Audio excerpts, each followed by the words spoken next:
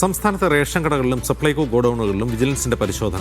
Operation ഭക്ഷ്യസുരക്ഷ എന്ന പേരിൽ 54 റേഷൻ കടകളിലും 14 സപ്ലൈകോ ഗോഡൌണുകളിലുമാണ് പരിശോധന നടത്തിയത്. ഭക്ഷ്യധാന്യങ്ങൾ കരിഞ്ചന്തയിൽ വിൽക്കുന്നുവെന്ന പരാതിയെ തുടർന്നാണ് പരിശോധന. സിജോ വി ജോൺ വിവരങ്ങൾ നൽകും. സിജോ, എന്തെങ്കിലും ക്രമക്കേട് കണ്ടെത്തിയത്?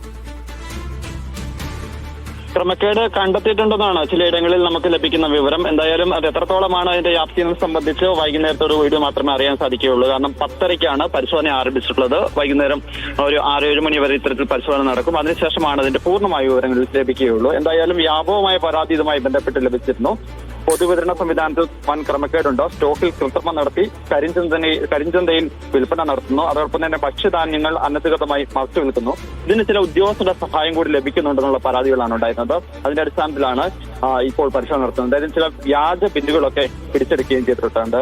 ആകെ 54 റേഷൻ കടകളിലും അതോടൊപ്പം തന്നെ 14 സപ്ലൈകോ ഗോഡൌണുകളിലുമാണ് പരിശോധന നടത്തുന്നത്. ഓപ്പറേഷൻ ഭക്ഷ്യസുരക്ഷ എന്ന പേരിലാണ് പരിശോധന.